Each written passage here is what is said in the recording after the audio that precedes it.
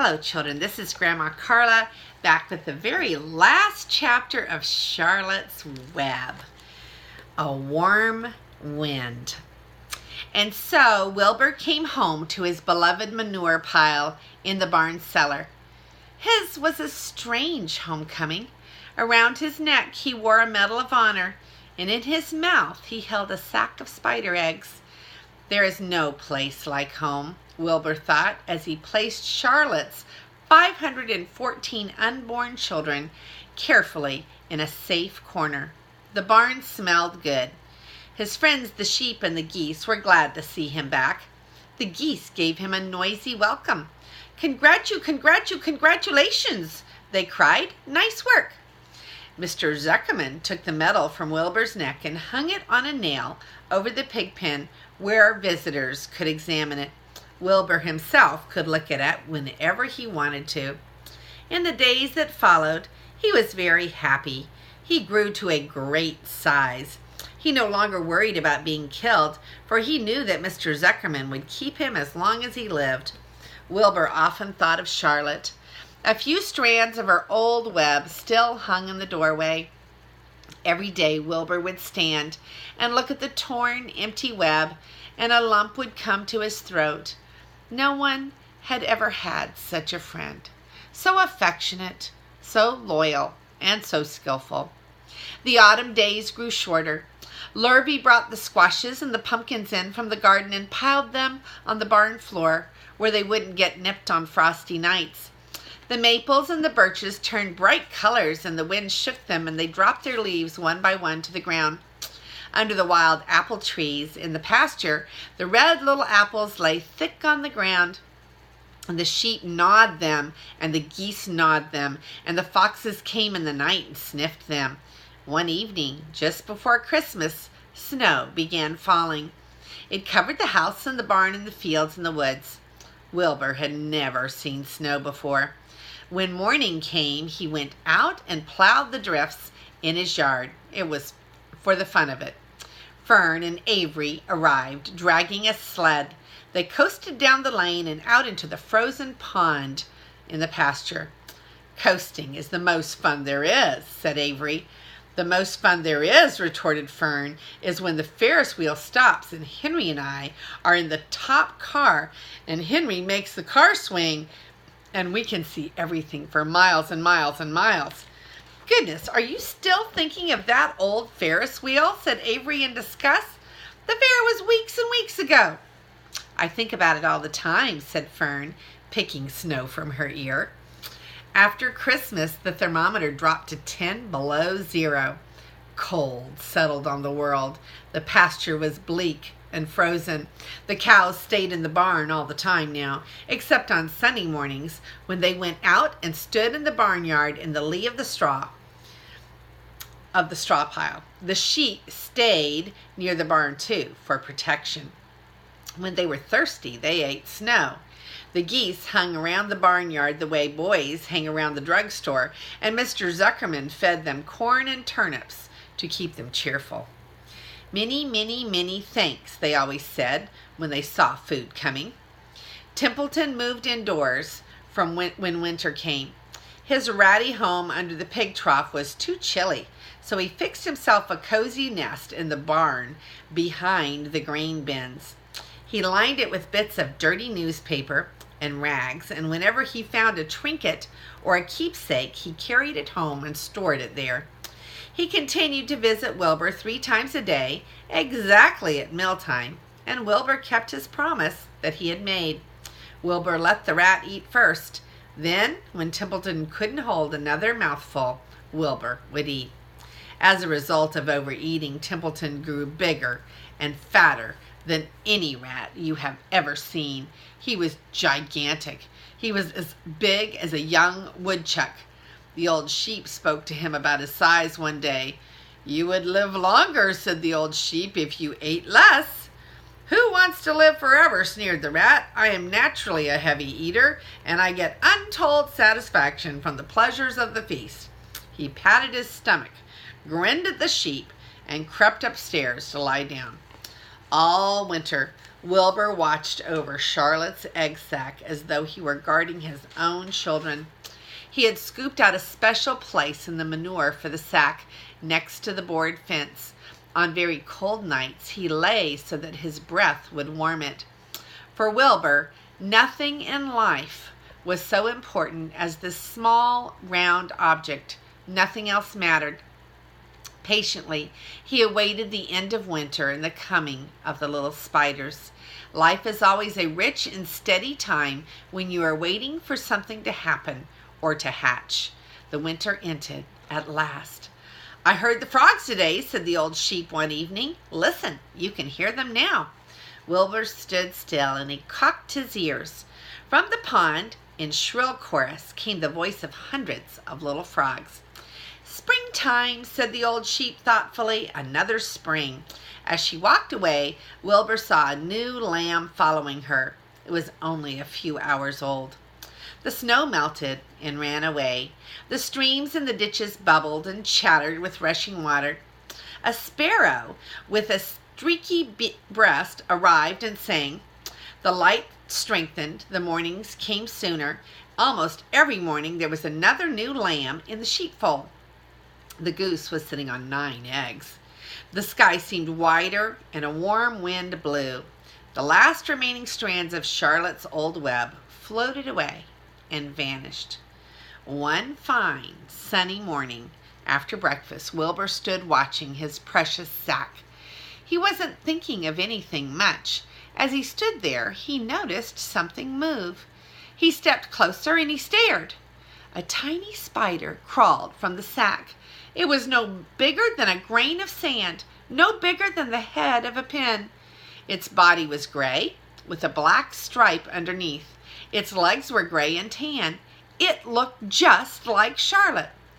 Wilbur trembled all over when he saw it. The little spider waved at him. Then Wilbur looked more closely. 2 more little spiders crawled out and waved. They climbed around and around on the sack, exploring their new world.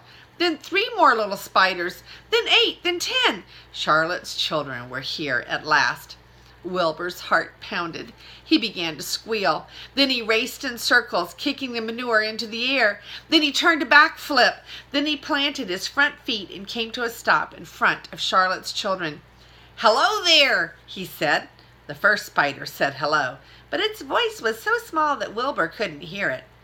"I am an old friend of your mother's," said Wilbur. "I'm glad to see you.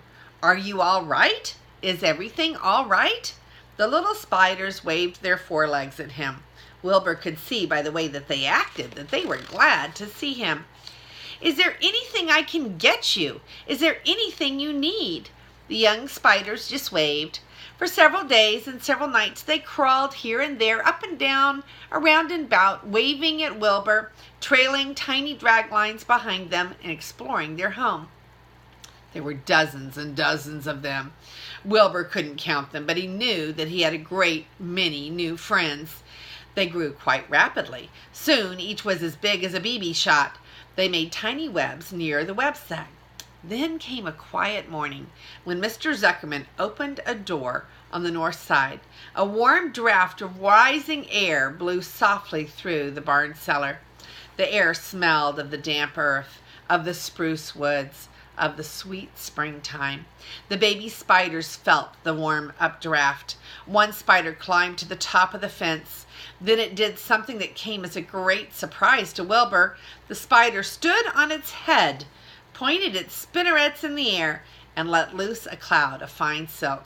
The silk formed a balloon. As Wilbur watched, the spider let go of the fence and rose into the air.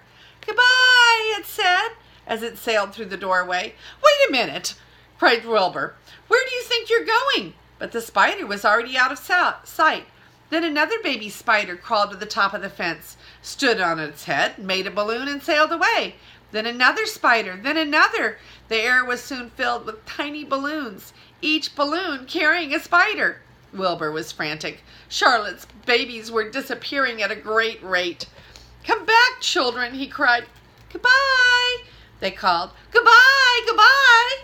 At last, one little spider took time enough to stop and talk to Wilbur before making its balloon. We're leaving here on the warm updraft. This is our moment of setting forth. We are aeronauts, and we are going out into the world to make webs for ourselves. But where? Asked Wilbur. Wherever the wind takes us. High, low, near, far, east, west, north, south. We take to the breeze. We go as we please. Are all of you going? Asked Wilbur. You can't all go. I would be left alone with no friends. Your mother wouldn't want that to happen, I am sure. The air was now so full of balloonists that the barn cellar looked almost as though a mist had gathered. Balloons by the dozen were rising, circling, drifting away through the door, sailing off on the gentle winds. Cries of goodbye, goodbye, goodbye came weakly to Wilbur's ears. He couldn't bear to watch any more. In sorrow he sank to the ground and he closed his eyes. This seemed like the end of the world, to be deserted by Charlotte's children. Wilbur cried himself to sleep. And then when he awoke, it was late afternoon. He looked at the egg sack. It was empty. He looked into the air. The balloonists were gone. Then he walked drearily to the doorway where Charlotte's web used to be.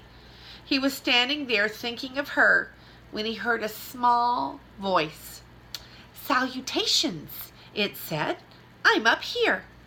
So am I, said another tiny voice.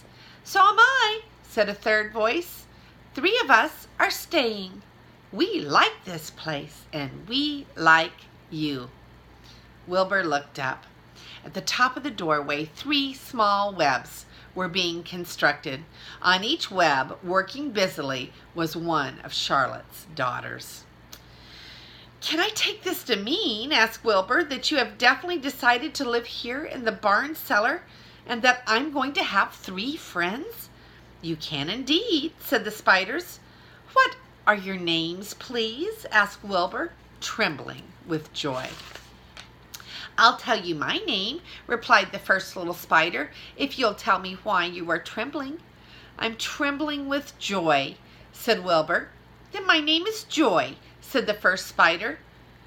What was my mother's middle initial? Asked the second spider. A, said Wilbur. Then my name is Arania, said the spider. How about me? Asked the third spider. Will you just pick out a nice, sensible name for me? Something not too long, not too fancy, and not too dumb. Wilbur thought hard. Nellie? He suggested. Fine, I like that very much, said the third spider. You may call me Nellie. She daintily fastened her orb line to the next spoke of the web.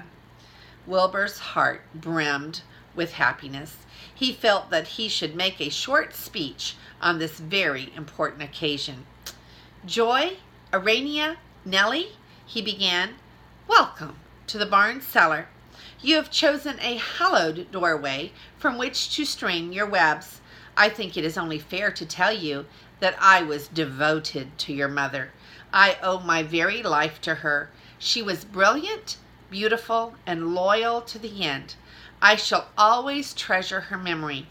To you, her daughters, I pledge my friendship forever and ever. I pledge mine, said Joy. I do too, said Arania. And so do I, said Nellie, who had just managed to catch a giant gnat. It was a happy day for Wilbur, and many more happy, tranquil days followed. As time went on, and the months and the years came and went, he was never without friends. Fern did not come regularly to the barn anymore. She was growing up and was careful to avoid childish things like sitting on a milk stool near a pig pen. But Charlotte's children and grandchildren and great-grandchildren, year after year, lived in the doorway. Each spring there were new little spiders hatching out to take the place of the old. Most of them sailed away on their balloons, but always 2 or 3 stayed and set up housekeeping in the doorway. Mr. Zuckerman took fine care of Wilbur all the rest of his days, and the pig was often visited by friends and admirers, for nobody ever forgot the year of his triumph and the miracle of the web. Life in the barn was very good. Night and day, winter and summer, spring and fall, dull days and bright days. It was the best place to be, thought Wilbur. This warm, delicious cellar with the garrulous geese, the changing seasons, the heat of the sun, the passage of swallows, the nearness of rats, the sameness of sheep, the love of spiders, the smell of manure, and the glory of everything. Wilbur never forgot Charlotte. Although he loved her children and grandchildren dearly, none of the new spiders ever quite took her place in his heart. She was in a class all by herself. It is not often that someone comes along who is a true friend and a good writer. Charlotte was both. That is the end of Charlotte's Web in a very, very positive, happy way to end the book. And here's a picture of the sheep telling Templeton that he would live longer if he did not eat so much food. And Templeton does look uncomfortably fat there on his food. And here's poor Wilbur when he sees all of the spiders running away and leaving him, flying away. And the last picture is of Wilbur looking up into the web of his three friends, Joy, Arania, and Nellie, who had stayed in the barn with him. And this is Grandma Carla, and I love you.